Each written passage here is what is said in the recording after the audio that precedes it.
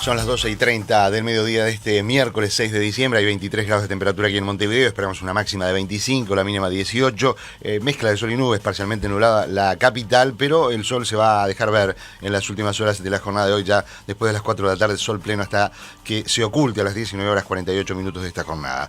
La segunda parte del viernes y el sábado, con tormentas, pero con temperaturas ya más agradables. 24 grados para el viernes y para el sábado. Les decíamos que hoy esperamos una máxima de 25. Y para la semana que viene, muchos días soleados y máximas que treparán hasta los 27 grados centígrados aquí en Montevideo. Imagínense ustedes también lo que será en el interior de la República. Pronóstico extendido de Weather Channel para comenzar ya a repasar la zona noticiosa, la primera zona del rompecabezas compacto. Amigos, la agrupación de trabajadores de la Meteorología Nacional está realizando un paro de 24 horas, esto en rechazo del plan de reestructura en el INUMED. El sindicato sostiene que el plan no corrige las inequidades históricas de los trabajadores de meteorología, sino que, por el contrario, las incrementa, entienden ellos. Además están denunciando un aumento en la carga horaria sin aumento del salario, por lo tanto han dispuesto este paro de 24 horas en rechazo a ese plan de reestructura. La Federación de Obreros de la Industria Cárnica y Afines, la FOICA, decidió incrementar las medidas de protesta y decretar una huelga que se puede instaurar la próxima semana. El gremio rechaza la negativa al reintegro de 68 trabajadores despedidos del frigorífico Solís, por lo que ya implementó 2 paros a nivel nacional. Y está bastante trancada la cosa, intermedió Murro y no pudo tampoco. La verdad que está muy conflictivo el tema, en un conflicto que ya tiene varias jornadas. Así que, bueno, por el número de trabajadores afectados y las posiciones tan encontradas, bueno, uno quiere que se solucione. El tema es que no se ve cómo.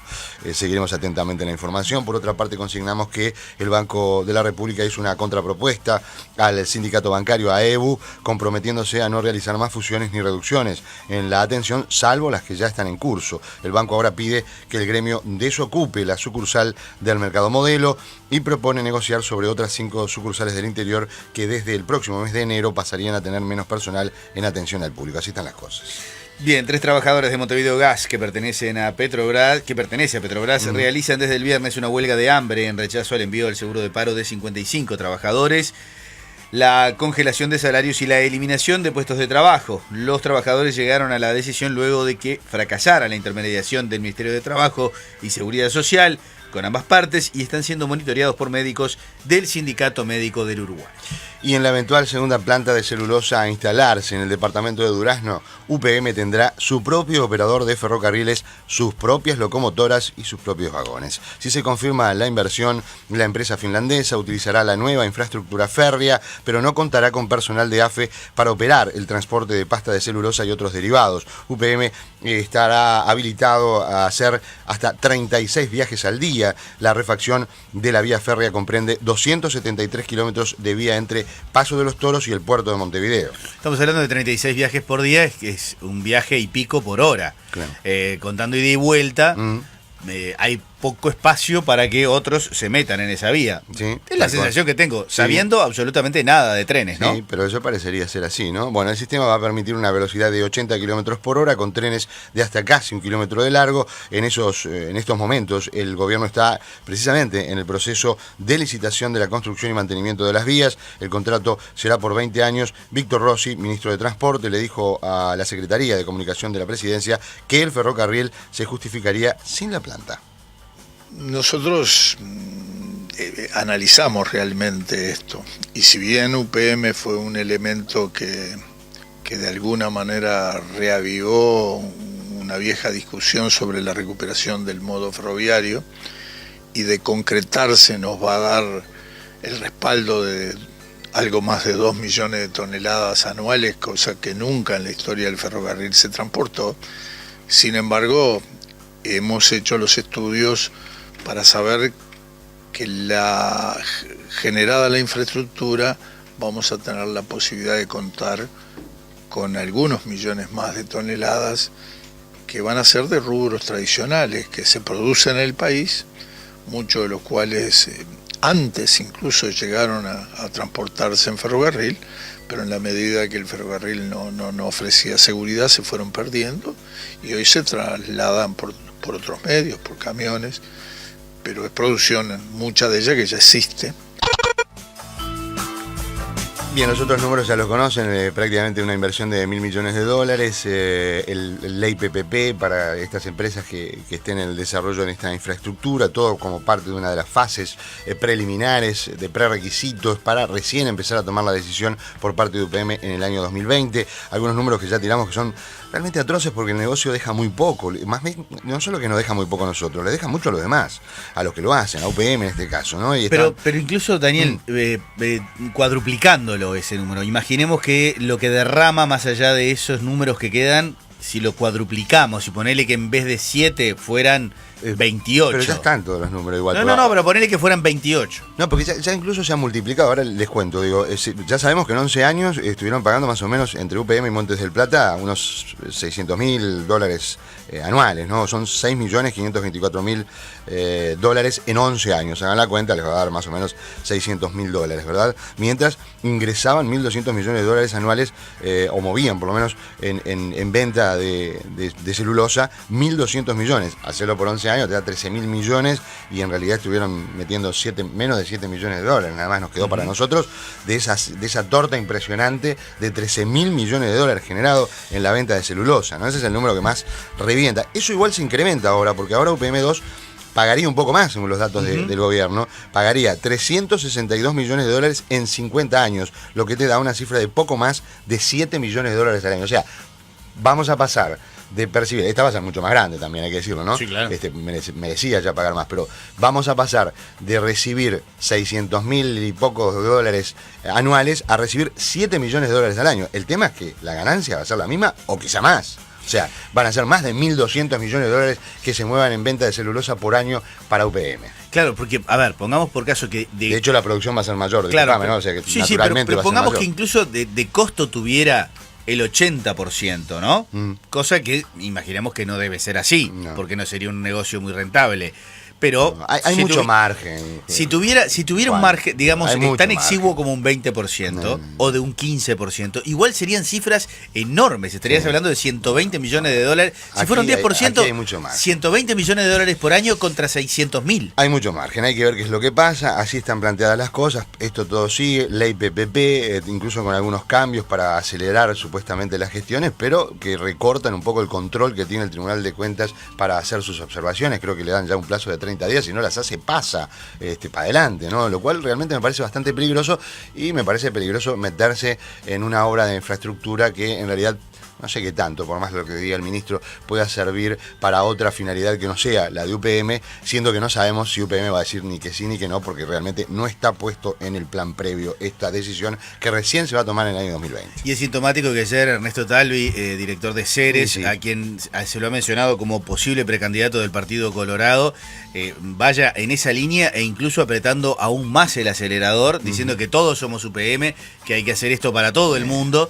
El tema es que pasaríamos a trabajar gratis. Y sí. Porque después de esto lo único que queda es laburar gratis. O sea, si hay algo más para dar, bueno, ya es directamente no recibir esos $600.000 que se han recibido, devolverlos. Claro, los macronúmeros nos van a quedar divinos. Sí, el tema es que los micros nos tienen que quedar un poco más lindos, digo, ¿no? Y ojo que entendemos de que hay que hacer macronúmeros porque es nefasto, es perverso, pero es el sistema que hay.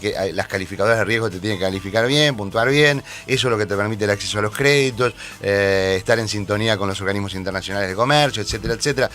El aumento del PBI, que eso también tiene que ver en todo para un país. Pero bueno, ¿necesitamos entregar tanto para mejorar esos números, macronúmeros? A mí me parece que no. Ahora, si partimos de esta vara, está claro, digo, después de esto lo único que podemos hacer es directamente no cobrarle. No nos den tampoco ese canon miserable que nos dan, no nos den nada. Se instalan, se lo damos nosotros también. Hacen lo que les parece. Sí, y les damos $600.000, que es lo que falta. Después directamente... Les molestan los ríos, se los secamos. Es ese cerro que está ahí. Es como mucho, de la vista, señora. Es como mucho. Lo importante para los funcionarios del gobierno que les pagamos nosotros, la gente está observando todo esto. Así que bueno, nada, aparentemente todo sigue para adelante, no lo frena nadie. Bueno, la gente está observando, eso es lo que tienen que saber. Bien, y hablando de cosas que van un poco por esa línea, el Senado, con los votos del Frente Amplio y el Partido Nacional, aprobó el proyecto que permite la inversión del empresario Juan Carlos López Mena, dueño de Buquebus, quien se propuso instalar una terminal fluvio-marítima en la zona del dique Maguá. Fluvio-marítima porque es un río mezclado con mar, ya se lo dijo la canción. El proyecto en general fue aprobado por 21 votos en 24. Solo los colorados y el Partido Independiente se opusieron a acompañar el proyecto. El cambio principal en el mismo fue propuesto por los blancos y tiene que ver con dejar expresamente consagrado en el articulado que para conseguir la financiación para la obra López Mena no puede respaldarse patrimonialmente en los dos predios a enajenar. Sí, algo que había sido deslizado como una especie de exabrupto que se fue de boca por José Mujica, y que nosotros creemos que no puede haber sido tan naif de haber dicho esto como lo dijo, sin que tenga una explicación. Debe tener una explicación que todavía no la encontramos con Juan, pero evidentemente no puede haber deslizado esto que fue un punto en contra, ¿no? Decir efectivamente que López Mena iba a utilizar patrimonialmente estos predios para conseguir un préstamo y poder realizar esa terminal, ¿no? Digo, sería insólito porque lo hacemos nosotros el negocio. Lo dijo. Yo ya canté para mí el negocio, no me lo robes. No, por eso lo dijo y la consecuencia de esto fue que efectivamente baja ahora diputado después de haber pasado en el Senado, o en realidad no es sin ese artículo, sino realmente consignando que no puede respaldarse patrimonialmente en los dos predios a enajenar. Va a tener que usar los barcos, por ejemplo, de buquebús. Pero no los predios. Claro, predios, ¿no? lo cual es razonable. Valen 10 palos verdes. Si no es para cualquiera. Exacto, los predios están valuados en $10,5 millones, una inversión que está prevista va a rondar los 120 millones de dólares, en un sitio que para mí esto viene armado de la caída del CH20, y digo la caída porque no hay un informe técnico que avalara que ese edificio tenía peligro de derrumbe. No existe un informe técnico a ese respecto, sin embargo, se tiró abajo, desapareció. Siempre me pareció que había ahí una operación inmobiliaria que iba a surgir, no inmediatamente, pues si no se iban a conectar los hechos. Finalmente cae esto. Es todo muy sorpresivo. Recuerden que primero se quería meter a través de la rendición de cuentas directamente. Hubo mucha molestia en torno a ese tema y fue por eso que se quitó de la rendición de cuentas. Cuando se quitó de la rendición de cuentas, salió López Mena a amenazar prácticamente al gobierno uruguayo de darle una posibilidad de tener la terminal. Inmediatamente Rossi aseguró de que se iba a hacer. Después de que dijo eso López Mena, salió Rossi y dijo, sí, no, nosotros lo sacamos de la rendición de cuentas, pero esto se va a hacer. Y no es menos sorpresivo que ayer mismo, martes, en la mañana, el ministro de Transporte, Víctor Rossi, dijera que pensaba retirar la iniciativa.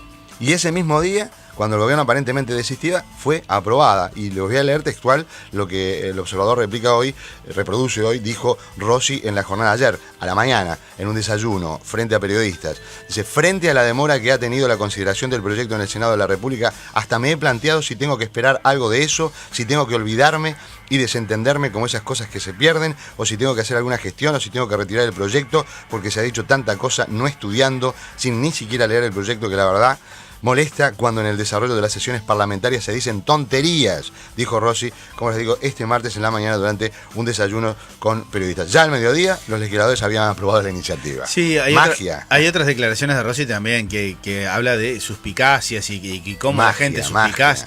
Y lo que pasa, Rossi, es que somos suspicaces porque han hecho cosas, ¿no? Y no sé. A ver, el remate de los aviones de Pluna, ¿no?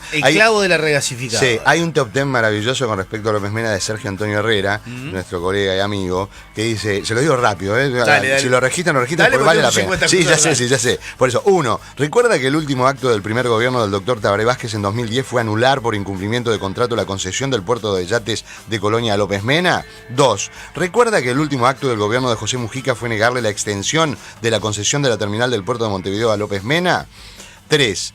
¿Sabe que en 2015 el naviero promovió contra el Estado ante el Tribunal de lo Contencioso Administrativo una demanda anulatoria por la decisión del gobierno de no prorrogar el plazo del contrato de concesión por la terminal de pasajeros del puerto de Montevideo y llamar a licitación por tal negocio? 4. ¿Sabe que recientemente el procurador del Estado en lo Contencioso Administrativo dictaminó que corresponde rechazar la demanda y a la fecha el expediente se encuentra a estudio de los ministros del tribunal para dictar sentencia? 5. ¿No sospecha que es extraño que después de conocerse tal dictamen se pretenda de apuro aprobar la enajenación de los padrones del dique Maguá en el Senado? 6. ¿Sabe que hace más de 3 años está trancado en la justicia el expediente del caso Pluna? Precisamente desde que Calvo Sánchez involucró a López Mena y al gobierno de José Mujica. 7. ¿Sabe que López Mena, a pocos días del escándalo del remate de los aviones de Pluna, declaró como testigo en juzgado de crimen organizado y luego se jactó en un reportaje en la revista Galería de Búsqueda que tanto el fiscal y la jueza actuantes le prometieron que no lo volverían a convocar convocar? 8. ¿Sabe que tal supuesta promesa judicial fue mucho antes que Calvo Sánchez reconociera, como indagado en tal juzgado, que los correos que envió al titular de Cosmo eran verídicos, cuyo contenido evidencia a todas luces que López Mena era quien operaba como interesado encubierto en la compra de los 2 aviones? 9. ¿Recuerda que la indagatoria a Calvo Sánchez fue ya hace 3 años y pese a tal reconocimiento de que López Mena era quien estaba detrás de ese negocio, el expediente no tuvo nuevas actuaciones? 10 y última. ¿No cree que parecería cierta la afirmación del empresario sobre los dichos del juez y la fiscal en relación a que no sería más llamado a declarar? Interesante, ¿no? Daniel, terminá con las suspicacias. Bueno. Porque se va a enojar Víctor. Muy bien. Vamos con otras suspicacias, digo, con otros temas. La Administración de los Servicios del Estado ahorró casi 10 millones anuales, 10 millones de pesos anuales, luego de recontratar a 60 médicos y 20 funcionarios que habían sido empleados de palabra por el exdirector del Hospital de Rivera, Andrés Toriani. La cifra fue informada este lunes en el Parlamento por el gerente general del organismo, Richard Millán, que le ha complicado la vida a todo el mundo. Sí, porque la noticia también es la otra, es que realmente se pagó de más, ¿no? Claro. Se estaba sobrefacturando de alguna manera, o se estaba pagando de más, no sé cómo es esto, ¿no? Esto de Millán y andar diciendo la verdad es una cosa que complica. También. Sí, no, Millán. Verdades, che. Gracias, Millán, en realidad. Sí, la diferencia del monto se debe a que los trabajadores cobraban por encima del laudo de ACE cuando fueron contratados por Toriani, por afuera. Sin embargo, una vez que el ex director fue separado del cargo y el organismo decidió restablecer el servicio, acordó con los funcionarios que les pagaría lo mismo que cobran el resto de los médicos que se desempeñan en el sector público, lo cual es lógico y evidente y obvio, porque es injusto para el resto de los médicos también y porque lo otro no era legal. Tal cual. Bueno, y el Partido Nacional no descarta promover un llamado a la Cámara de Diputados de la ministra de Industrias, Carolina Cose, por el memorándum de entendimiento que el gobierno firmó con la empresa Shell para reactivar el proyecto de la regasificadora. Cose comunicó a la Secretaría de la Comisión de Industria de la Cámara de Representantes que no concurriría, ya lo habíamos consignado, en la jornada de hoy, como estaba previsto, explicar ante el cuerpo los alcances del acuerdo. El diputado nacionalista Pablo Abdala dijo que la ministra no invocó ningún motivo para cancelar la cita y que ahora no descarta promover un llamado a la ministra al plenario de la Cámara. Ahora voy a insistir, naturalmente, a forzar en el buen sentido del término que la ministra venga, y si no está dispuesta a venir a la Comisión de Industria, pues entonces, por supuesto, así lo declaramos ayer con el diputado Nifuri, que somos los miembros convocantes, iremos por el camino de la interpelación, que es naturalmente una instancia parlamentaria mayor, en la cual muchas veces se desemboca cuando estas cosas acontecen, y creo que la gravedad del tema, por las características que tiene este contrato, este pacto que han realizado con la empresa Shell, sin duda merita que esto no quede sin ser explicado por el Poder Ejecutivo. Abdala le dijo a Rompecabezas que sería positivo que la presidenta de ANCAP, Marta Jara, aclare si posee o no acciones en la multinacional anglo-holandesa Shell, de la cual fue CEO en México, en Europa, en Argentina, en fin, con una dilatada trayectoria que viene desde la década de los 90. Y ahora, después de que escuchemos a Abdala, tengo un breaking news que viene de Shell Londres. Muy bien, bueno, según el legislador, Jara aclaró su desvinculación de la empresa, pero no específicamente sobre el punto de las acciones, que es un hecho muy común en el mundo empresarial, y consideró que de poseer acciones la presidenta de ANCAP podría incurrirse en confusión de intereses. Ella nos dijo que se había desvinculado completamente de la empresa Shell, que había declarado o había comunicado la circunstancia de su vinculación anterior a las autoridades del gobierno, al presidente de la República, a la ministra de Energía y al resto del Poder Ejecutivo, y que recibió como respuesta la ratificación de que siguiera en su cargo y por lo tanto siguiera al frente de la empresa ANCAP. Y no nos olvidemos, integra también el directorio de Gas Sayago, porque si bien ha dejado de ser su gerente general y mantiene el cargo en reserva, también ocupa un cargo en el directorio de la empresa en representación de ANCAP, de la empresa que preside. Yo creo que esto no necesariamente indica que estemos frente a una situación, en definitiva, de ilegal desde el punto de vista formal, pero sí puede representar una situación de, yo diría de sensibilidad, como decía antes, o de conjunción de intereses que puede prestarse a la confusión, puede eventualmente llegar a generar algún tipo de suspicacia que creo que no tanto a nosotros, en primer lugar a la propia Marta Jara debería interesarle despejar o aclarar debidamente. Bien, ¿y qué decís vos? Bien, y acaba, a ver, estoy tratando de contestarle, sí. a ver, a Enzo Villalba que me acaba de enviar, sí, bien, perfecto, sí, no hay apuro, para esto ya lo vamos a poder establecer. Sí, esto llega desde Londres, directamente desde una persona que trabaja en las oficinas de Shell, en la casa central en Londres, y lo que plantea es lo siguiente, ante la pregunta, ¿es habitual que los CEOs y el personal, digamos, de jerarquía de Shell reciban como parte de pago o incentivo acciones de la compañía? Y la respuesta, que voy a traducir del inglés, dice, sí, no solo los CEOs, también la gran mayoría del personal senior.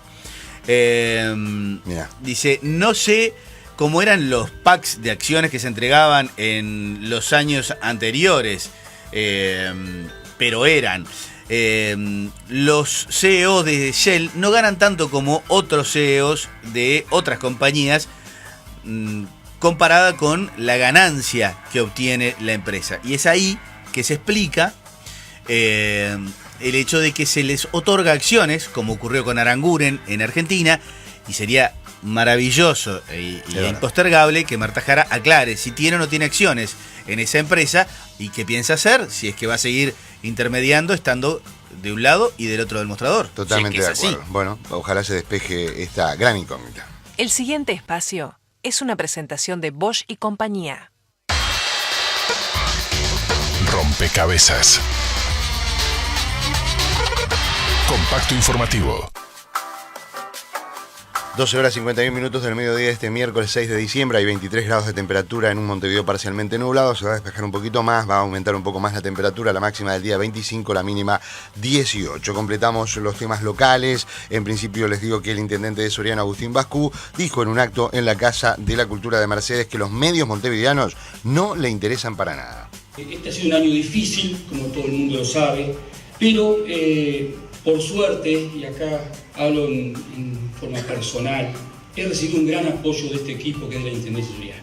Para resaltar es el tema económico, o sea, muchas veces hablamos y la prensa por ahí, muchas veces la nacional, no digo tanto la local, hace referencia a las diferentes, digamos, actuaciones de los que estamos oportunamente ocupando cargos públicos y ejecutivos. Muchas veces escuchamos y vemos y leemos por ahí que tal intendencia firmó un fideicomiso por tantos millones de dólares, que el fondo capital allá, que tal intendencia otras cosas.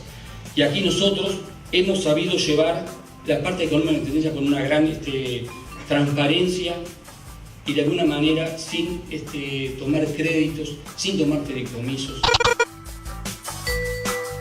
Bien, ahí estaba lo que decía Bascú, que como ustedes bien saben fue percibido por el directorio del Partido Nacional y cuestionado por la JUTEP por vender combustible a su administración en estaciones de servicio de su propiedad, por lo que el intendente se desvinculó del sector Alianza Nacional. Incluso el edil de Soriano de Todos, Luciano Andriolo, ya dijo en las últimas horas que la situación no da para más y que el jerarca debe renunciar. Y lo que dijo de la prensa de Montevideo habla muy mal de la prensa de Soriano, porque si realmente lo que está diciendo es que allí no se le caen críticas o no se le impugna algo, evidentemente tendrá que ver algo con la publicidad oficial o algo, ¿no?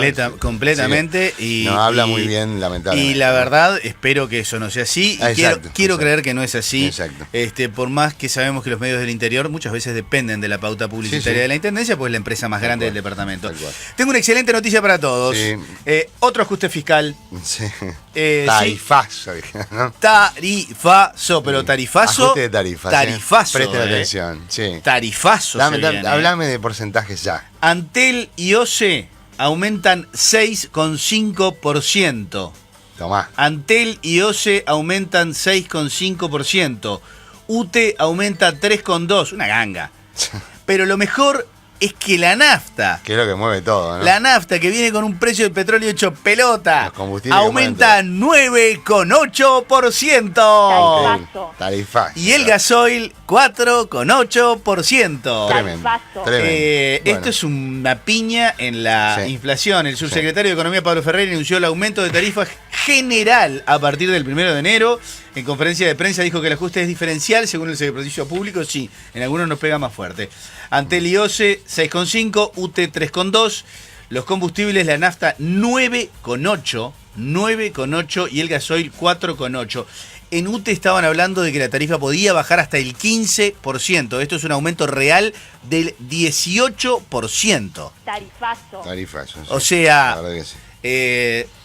En fin, sácamela, Danilo. Difícil, realmente Un rato. difícil. Bueno, algunas cosas más, las declaraciones del ex vicepresidente de la República, Raúl Sendic, en el juzgado de lo contencioso administrativo de cuarto turno sobre negociaciones con la petrolera venezolana PDVSA, fueron refutadas finalmente por documentos de la empresa demandante Exor a disposición de la justicia. En 3 oportunidades la multinacional financiera realizó negocios con ANCAP y no cobró por ello. La compañía demandó al ente por $34 millones por daños y perjuicios. Y sigo realmente sin comprender de dónde sale de la declaración de Goya ante la justicia esta frase que dice: nosotros en la primera operación con PDVSA y luego que Exor iniciara la demanda, o sea, después de la demanda inicial, tuvimos claro que no teníamos ningún vínculo contractual que nos obligara a resarcir a esta empresa en cualquier caso. Por lo tanto, la apreciación, que es del servicio jurídico de la propia ANCAP, especialmente dice de su gerente, era que ANCAP tenía altas chances de ganar el juicio. Sin embargo, la transacción que se propone desde mi punto de vista, dice Goya ante la justicia del riesgo, es altamente beneficiosa para ANCAP porque tiene 2 componentes. Uno, la transacción que deja de lado el juicio que se estaba llevando adelante y cualquier otra reclamación que pudiera hacerse respecto de la primera o segunda operación. Por lo tanto, no entiendo. Si hicimos negocios para evitarnos el juicio, ¿cómo seguimos con juicios? Yo creo que aquí hay material para trabajar para la justicia, ¿no? Y eso hace que nos cueste plata y que el gobierno necesite recurrir a la misma caja de siempre, que es esa que usted tiene en el bolsillo trasero de su pantalón o en la cartera de la dama. Exacto, sí. Es así. Y realmente estamos viendo... La verdad que me quedé de cara con el 10% de aumento de tarifas de combustible. Es terrible. Me quedé de cara. Y el 18% de UTE. El aumento de UTE es real en 18, porque si puede rebajar un 15 y aumenta un 3, sumen, es un poquito más de un 18. No, la verdad que está bien. El futuro es eléctrico. Bien, vamos a cerrar el panorama local y vamos a pasar al deporte, consignándoles que la Cámara de Diputados aprobó por unanimidad un proyecto de ley que prohíbe por 4 años, desde que la ley entre en vigencia, el uso de la fractura hidráulica, conocida como fracking, para la explotación de hidrocarburos no convencionales. La iniciativa establece la creación de una Comisión Nacional de Evaluación Científica y Técnica que deberá analizar la técnica aplicada y su evolución tecnológica a efectos de asesorar al Poder Ejecutivo y al Parlamento para tomar una decisión definitiva o para continuar con la moratoria. Raúl Viñas, integrante del Movimiento Uruguay Libre, dijo a Rompecabezas que el problema es que la decisión de cómo se renueva no queda en el ámbito parlamentario, sino que queda en manos de esta comisión. Se le da poder vinculante a la comisión que se crea, la cual termina, incluso por inacción, decidiendo que la prohibición esta, la moratoria de 4 años, a los 4 años en vía termine y le da carta libre a las empresas de hacer lo que quieran en nuestro territorio sin ningún tipo de control. Nuestra propuesta siempre fue una prohibición, o si le quieren llamar moratoria, que le llamen moratoria, pero que se levantara cuando las condiciones técnicas fueran suficientes y que ese levantamiento estuviera a cargo, como ahora el de la prohibición, de parte del Parlamento, que vemos que en este proyecto que se presenta ahora para el Senado está abdicando o entregando una potestad que le dimos los ciudadanos de decidir sobre todos nosotros, pero que se lo deja ahora una comisión en la cual todavía tiene doble voto el Ministerio de Industria, Energía y Minería. Bien, consignemos también que el sábado próximo tendrá lugar una marcha por la protección del acuífero Guaraní, partiendo del kilómetro 525 de la ruta 3, esto en el departamento de Salto. Van a poder leer posteado en espectador.com y en las redes sociales del programa algunas noticias, algunos datos que tienen que ver con el Ministerio de Economía, el tema de cincuentones, verdad que está bastante en el tapete en estas últimas horas, también datos de la Asociación de Fiscales y datos de de este primer mes, ¿no? Números a propósito del primer mes de puesta en marcha del nuevo Código del Proceso Penal. Todo va a estar ampliado en espectador.com y posteado después en las redes sociales. Rompecabezas. Deportes.